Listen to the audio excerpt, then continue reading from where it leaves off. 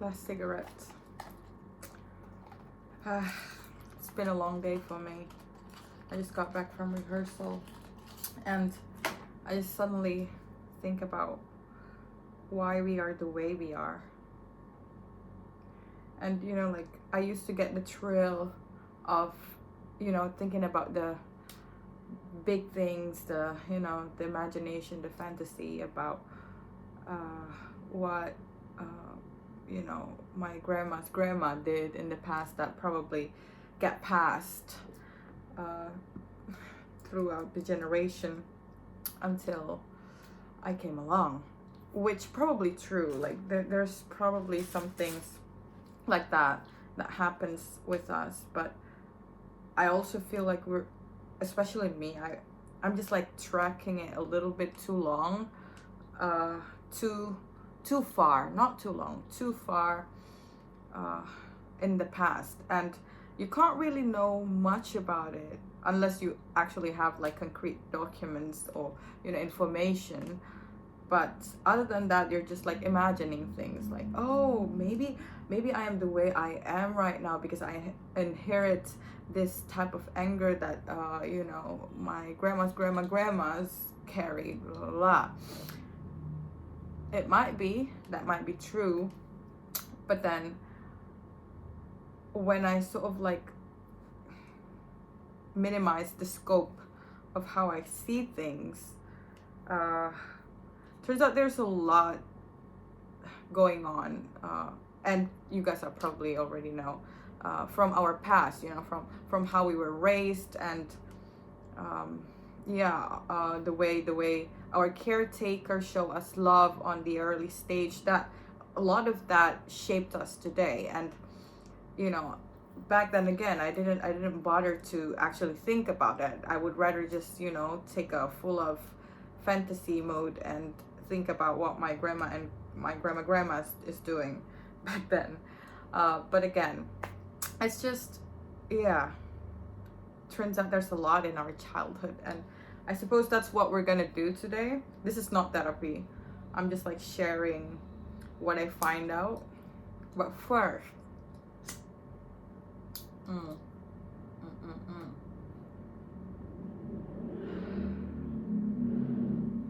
okay. So, you know, like, let's say that we think we are emotionally intelligent, you know, like we know how to analyze things, we see through people. Let's say. And maybe some of you guys are out there thinking that, wait, I see through their bullshit. Like I see what's going on. Oh, that's why you're the way you are, because that's happening and all that. And you know, like you sort of have that ability to sort of just like see other people through. Like, oh, that's the reason why he's let's say emotionally unavailable, because blah blah blah, blah happened to them. Or like, oh, that is why his sort of like posture show sort of like you know, getting smaller as I talk about specific things, because it might trigger some blah, blah, blah, and so on and so on and so on. The key thing is observing. And I admit some of us are really good at it, or we think that we're really good at it. But for most times, I think we really do. And the reason why is because we don't have that blind spot. Like when we see other people, we just see it as the way it is, you know. Like, let's say you have a best friend and that best friend is telling you about all these kinds of things that happen to them, but then at the same time you already know how they live their life since they were teenager. So you kind of like sort of see why they did what they did, or why they think the things that they think, you know. But when it comes to ourselves, it's like we don't even bother to actually trying to analyze ourselves, you know. And I have a suspicion that maybe for most of us, the reason why we sort of analyze other people is to actually escape what we actually need to see within ourselves. And again, it's hard to see what's going on inside, because we have that, let's say, wall we have a wall that sort of like not allow us to see everything, because we are biased. That's the key word. We are biased from our own perspective, from our own life, from our own experience. We are biased because we are the one who lived it. And when we live a certain event in our life, we have that sort of mindset or narration that we tell ourselves to actually carry on. So it's really hard to just see things as it is, especially when it comes from ourselves. Sometimes we have internal judgment, internal shame, internal lots of things.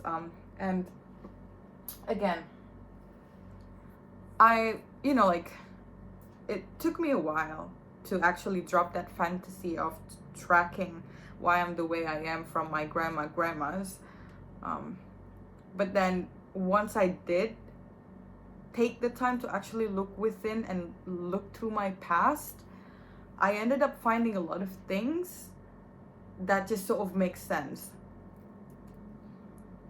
Let me tell you about this. So I was in a relationship about like 2 years ago with this person. We had a very amazing relationship. I don't talk shit about my ex. They're really great. It's amazing. I love them, and yeah, it's just fucking amazing. But there's this one day where we were in the shower together for the first time, I think, and then she said to me, like, "Is this how you take showers?" And I was like, "Yeah, why?" "It's just unusual." And I was like, "Is it?" "Yeah, it is." And I didn't know that it was unusual because it was my first time in the bathroom with taking a shower with anybody, so it was weird. And I asked her, like, what do you mean it's unusual? And my ex said, when I take a shower, I just sort of like and get it over with. I scrub my body and everything, and then done. But then me, when I take a shower, and I didn't realize that this is weird, I do it in this very slow paced way. So this is how I take showers, guys. I might be oversharing a bit, but I can't wait, let me find the right word. It's hard for me to handle the cold from the water, so especially when I just woke up and I can feel that my body is warm, the first thing I do in the bathroom is I would like take a soap in my hand and then put a little bit of water, and I would just like gently put it, like touching my dry skin little by bits, little by little, until everything is sort of like soaped, whatever the English word is, until everything is soaped. And then after that, I would take the soap again and I would just, go straight into it. Still not a lot of water yet. And then just, going very slowly until I can feel the shift of my body temperature from warm into slowly accepting the water. And then once I get a little bit comfortable with the water, I would like, take a handful of water in my hands and sort of just wash that down little by bits. And then, yeah, something like that. And then once I feel truly comfortable with the water, that's when I would, go all the way. So like stand in the shower, turn it on, and actually take a shower. And I didn't think that it was weird. I think it was just like how I take showers. But then it turns out when my ex pointed out, I was like, wait, is it really weird? And then I take a trip down memory lane.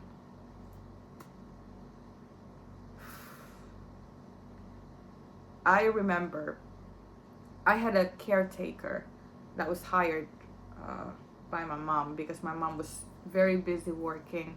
We barely spent time together when I was a kid.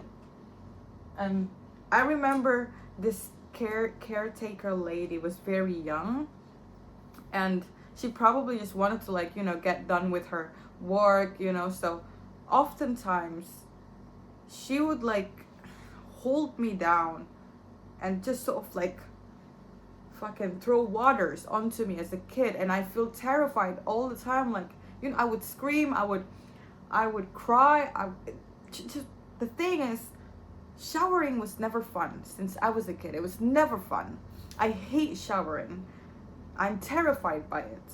And then I realized it was because of that moment when that caretaker showered me, like the way she actually showered me as a kid. It's just a very scary activity for me as a kid.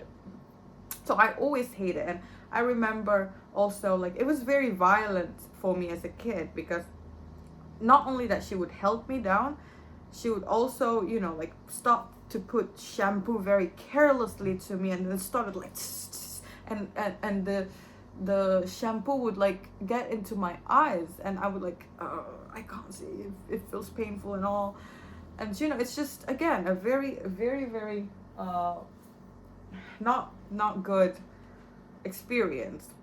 And then I remember there was this one phase when I was in like middle school where I hate water so much. Sometimes I don't take a shower before school, which is kind of disgusting. I know, okay? It was a phase. It was a trauma response, I guess. And, I didn't understand it back then, why I hate it so much. But now that, once I'm older and then my ex pointed out, I was like, wait a damn minute. Huh. And, ever since that,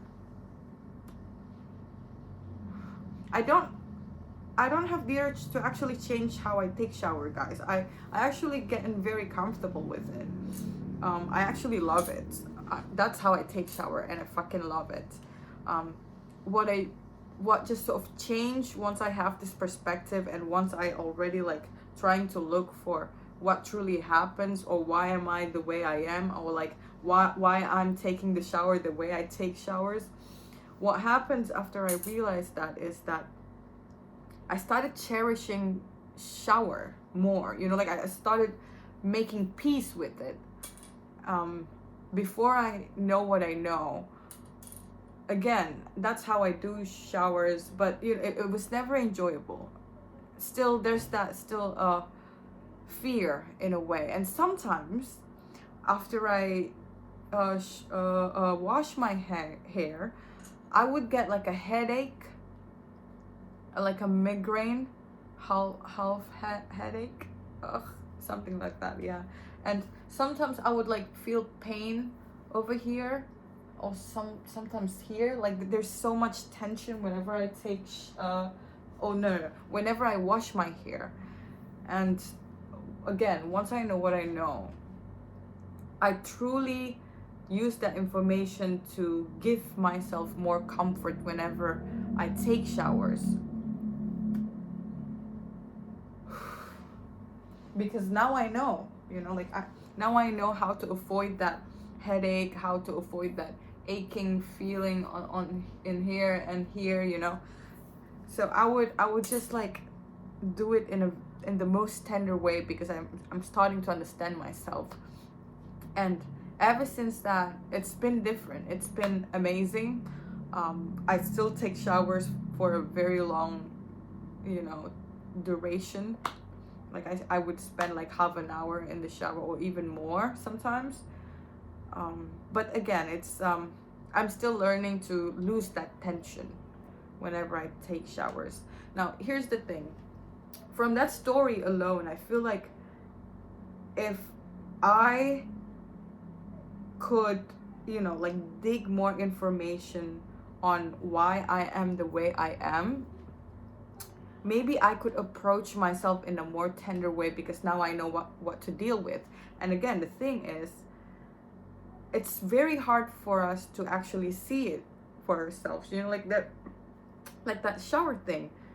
It has to be from my ex. It has to be someone else to point it out until I actually see it. We're sort of like blindsided. Like it's our blind spot. So how the hell could we ever like find find out more information about why we are the way we are on our own?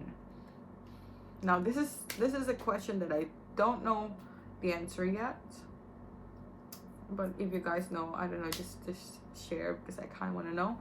But again, one other thing that sometimes I use as a tool is how I read people, you know.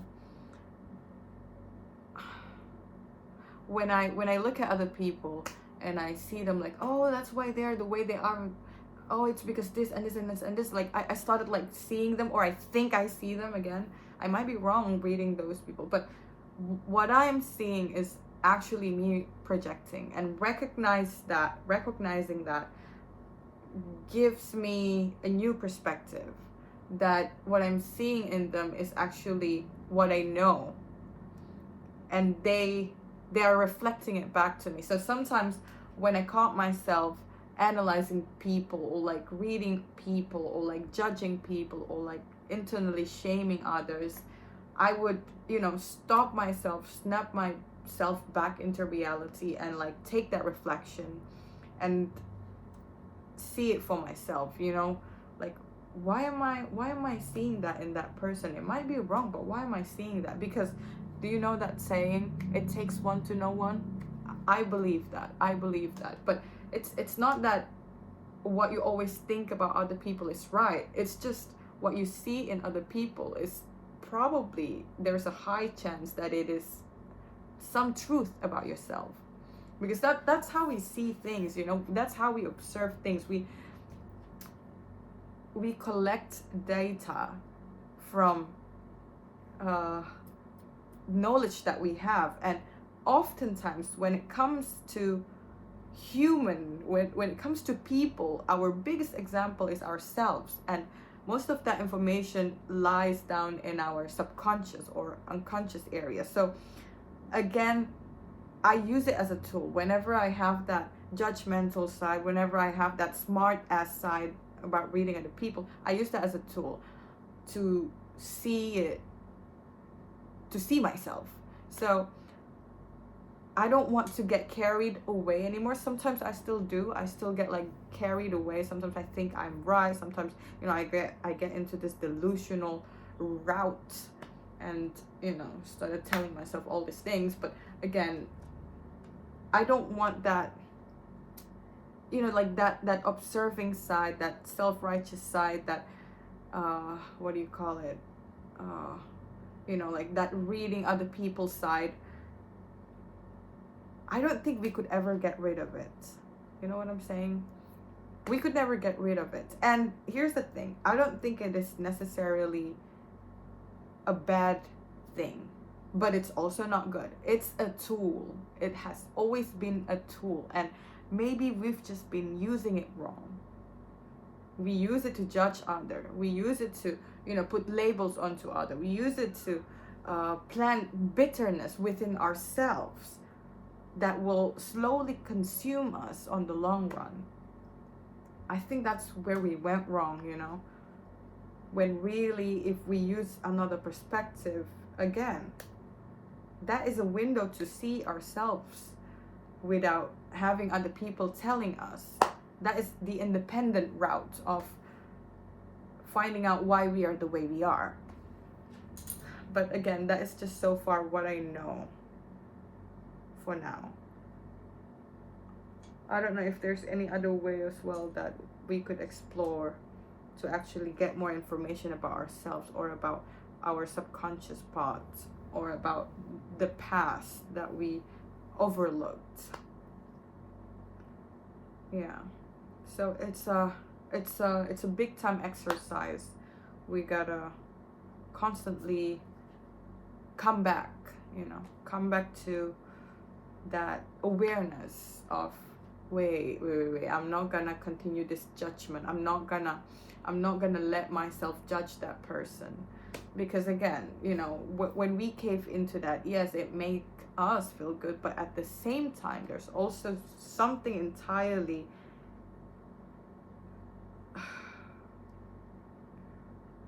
what's it called? Something that is just chipping away in your soul.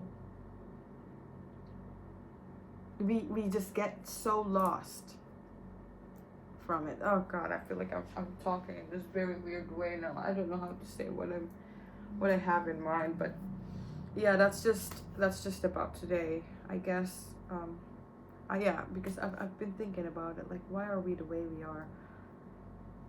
And one other thing that I also realized is, do you know that moment when you have that when you have a conversation with your friend or your closest one, and you're talking about some perspective on, let's say, vulnerability, or like the pain that we endure, or a pain that they endure, and then we started, like, trying to comfort them, and then we tell them things like, hey, it's actually not your fault, you're actually I think you're a great person, and we started like having this new perspective. That moment is, I think it's still the same, that we activate what we know unconsciously. Wait, do you guys understand what I'm saying? Okay, let me say that again.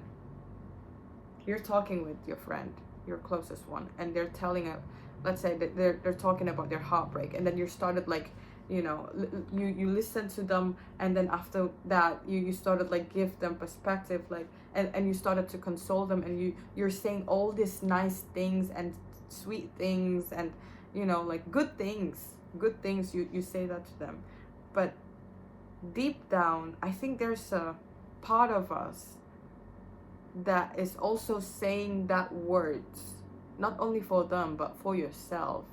And what also happens in that moment is that you're finally accessing what you know without that blind spot, because you distance yourself. You were there in that presence of your friend who's currently going through something, so you take yourself off of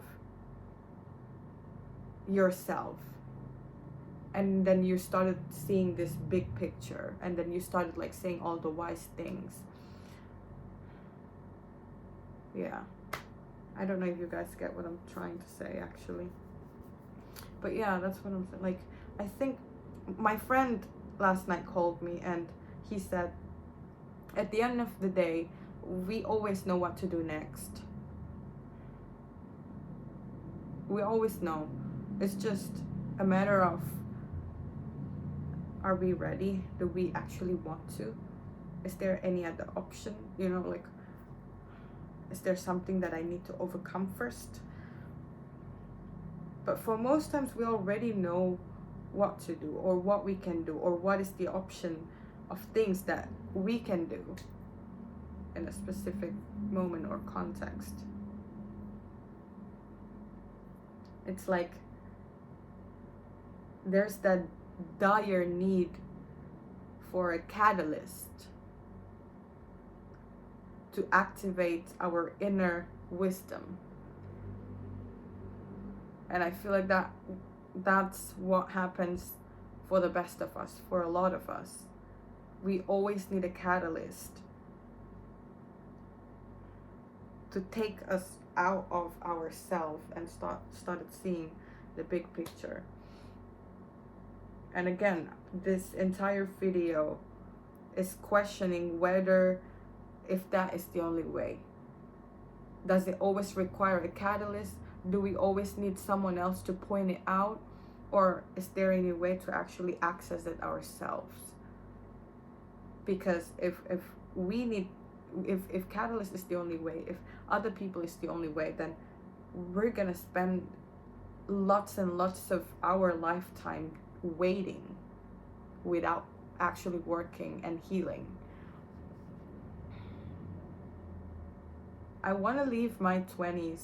I want to live my 20s and my spirit in a grounded way. it's very ambitious. I'm very ambitious. I want that, you know? And it's gonna take me a lot of work. And it's gonna take anybody who's like me a lot of work. We have a lot to find out. We have a lot to test, you know? We're gonna fail. And we're gonna test it again. And I don't know, maybe this train of thought that I've just been blabbering for the past 25 minutes is probably wrong. I don't know. But again, let's just try things out, be aware, and act on that awareness. Manifest that awareness. I don't want to spend my youth in vain. I want to be comfortable with myself from my age, in my 20s. I don't want to do that in 30s. I don't want to go, I don't know, all of a sudden spiritual in my 30s or 40s once I face this big life-changing whatever the fuck, you know. I mean, a lot of people do that and good for them, but I recognize my ambition. I have that ambition within me, because again, I don't believe that I will live long. So I don't have faith to gamble upon, if you know what I'm saying. I can't just live my life like that. I want to know. I want to know myself, and I want to be comfortable, and I want to know what I can work on.